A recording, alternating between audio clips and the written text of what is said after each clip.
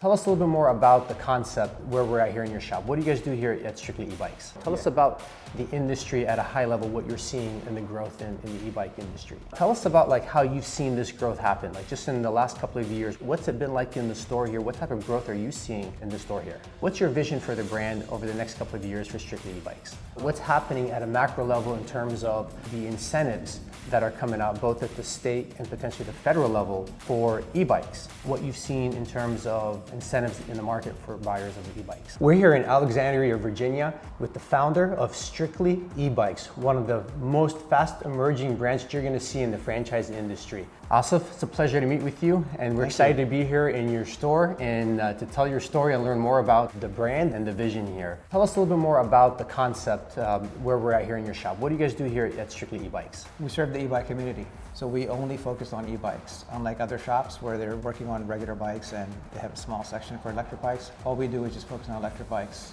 We don't work on scooters, no analog bikes, no electric dirt bikes, just electric bikes. And tell us about the concept. So this is a retail shop, someone can come in and they can buy an electric bike and they can repair. Tell us about the services that you offer here. Okay, yeah, it's completely different than the online experience. You can actually come in here and learn about different bikes, the different classes of bikes, the different styles, the geometry of the frames. We'll answer all your questions, let you test ride the bikes outside, go try them out. And if you like it, you can take it home right now with you. It's ready to go. And if you need service on it, our after-sales support is unrivaled. It's nothing like the online experience. You talk to a live person every time, possibly the same person that you bought the bike from, and whatever you need, whether it's a warranty issue or it's a flat tire, we'll be there for you.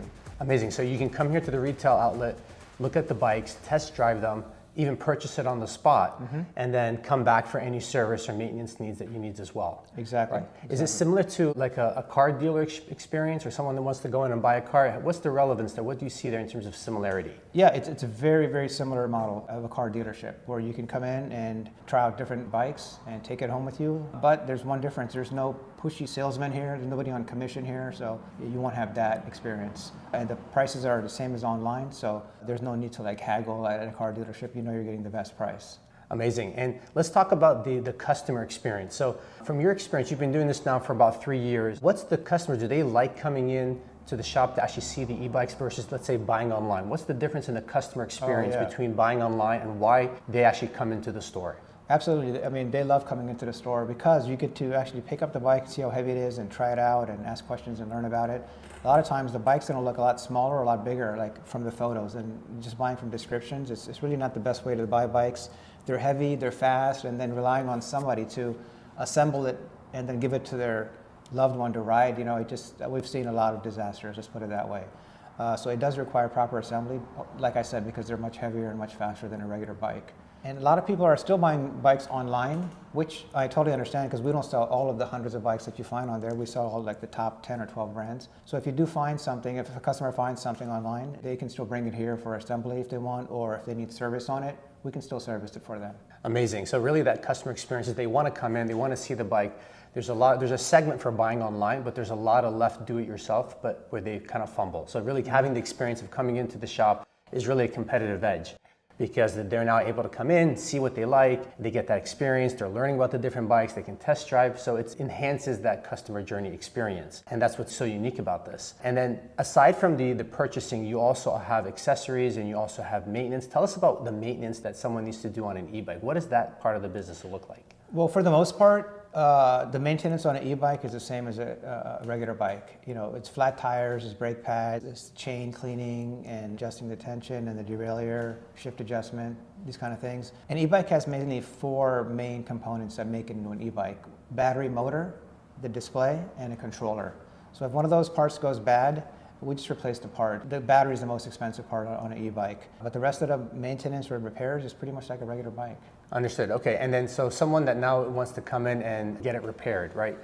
How often do you see that needs to happen, or what's the cycle of repair do you see on an e-bike? Once a year, I think is pretty sufficient for most people. If they're riding every single day for long commutes, maybe a couple times a year would be good. Preventive maintenance, I think, is the key because we will be able to catch problems or something that's worn out or about to go bad rather than have it go bad while they're on a commute on a trail somewhere. So just once a year, like a seasonal tune-up is sufficient for most people. Amazing, understood. Now let's talk about the growth that we're seeing in the industry. And so e-bikes internationally is actually a little bit more developed than it is in the US. So the US is actually in the process of catching up to the rest of the world. Tell us about the industry at a high level, what you're seeing in the growth in the e-bike industry. Okay, yeah, just exactly what you said. Europe and Asia are about 10 years ahead of us. So we can kind of see where they've come and where they're going to get an idea of how the industry here is going to evolve. But for the last several years, it's been like just rapidly growing, it's booming, and more people are getting into e-bikes. In the beginning, there was like a lot of curious people, but now it's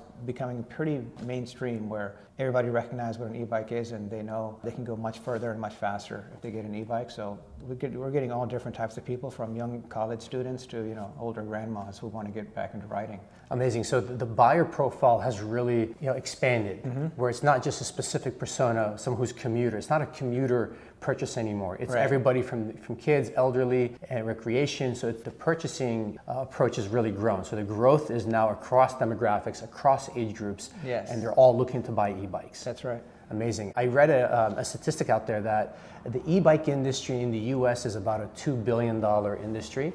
And it's actually expected to become an $11 billion industry within 9 years. And just really showing the growth of that, it's about a 15% annual growth rate that the e-bike industry is growing at. And just to put that in comparison, the GDP of the US is growing by 2-3% a year. So essentially, the e-bike industry is growing at 5 times the growth rate of the US GDP, which is astronomical growth that you're seeing.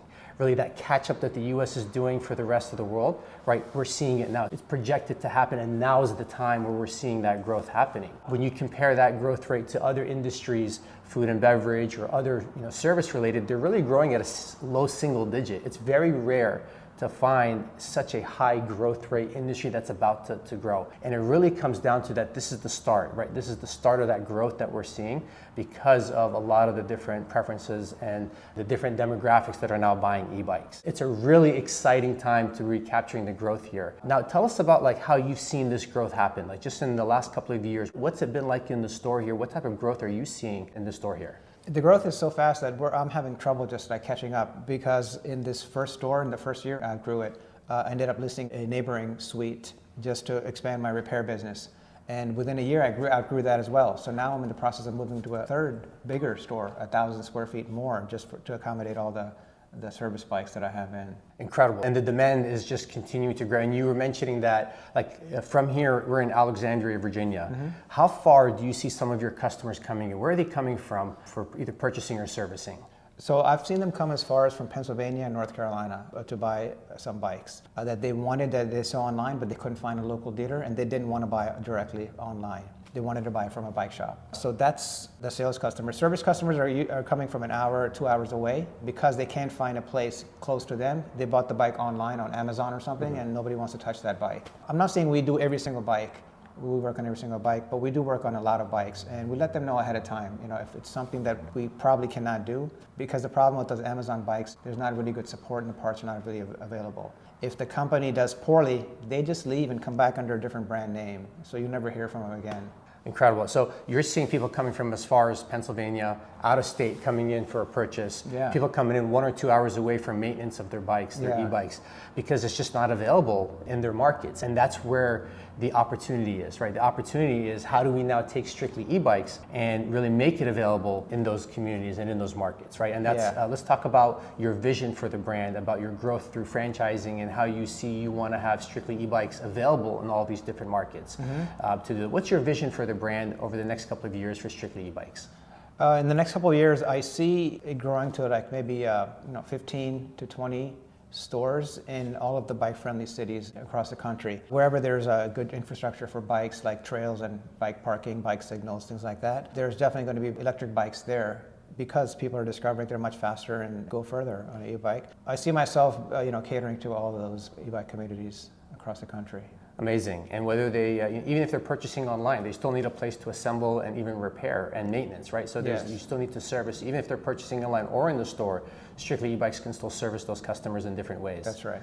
Incredible. Now, the other thing I wanted to just talk about is about what's happening at a macro level in terms of the incentives that are coming out both at the state and potentially the federal level for e-bikes. Can you talk about what you've seen in terms of incentives in the market for buyers of e-bikes? Yeah, a few years ago, Denver was the first jurisdiction to actually promote e-bikes to kind of reduce traffic. So they started offering rebates, like a rebate voucher where they would pay part of the cost to own an e-bike. Since then, more and more cities have been doing it. In our area, DC did it last year, and Arlington County is doing it this year. And we've seen just tons of people coming in with the voucher saying that, I want to get an e-bike. And that's helping to promote one car per household as opposed to 2 or 3 cars. Because, you can get from here to DC faster on an e-bike than in a car, because you don't have to wait in traffic congestion and traffic lights. So the local governments, and even federal, they see that e-bikes is a way to solve transportation problems, also even to reduce the wear and tear on infrastructure.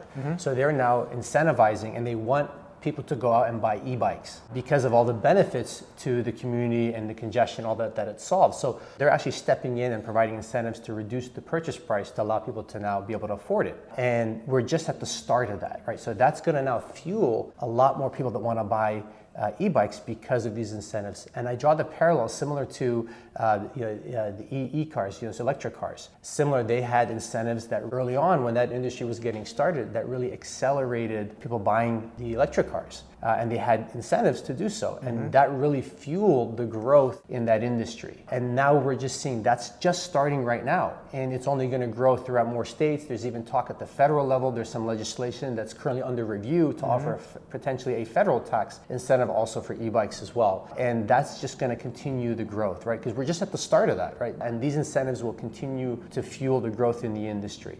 So that's another reason that we're seeing that this is the right time. So in terms of like timing, right, you couldn't have a better perfect storm.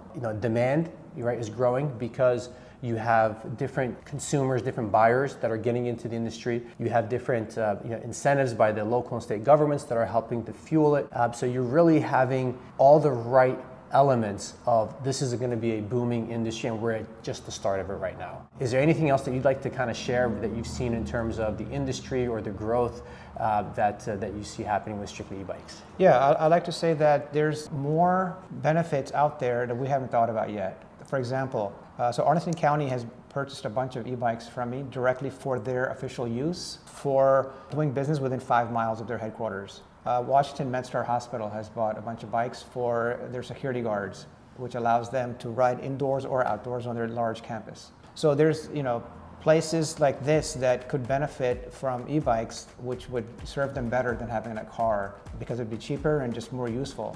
So there are other uses out there that I think we're going to discover. There's many police departments across the country that also have adopted e-bikes. So I think there's going to be more things coming that will connect e-bikes to different uses. Incredible. So beyond just the use case of the regular individual buying, you're getting corporates and local municipalities that are buying fleets of bikes from you. Yeah. And of course, they'll buy the bikes from you, and then you'll service them for them as well. So that's a whole new revenue stream that you can grow as a business model here as well. Also, organizations like Amazon are encouraging their employees to get out of a car and use an e-bike, and they actually pay for some of their e-bike as well. Amazing, incredible. Well, Asif, thank you so much for sharing your story. We're excited to be here with you and be part of this exciting journey. So thank you for having us here today. Thank you for coming. Thank you, Asif.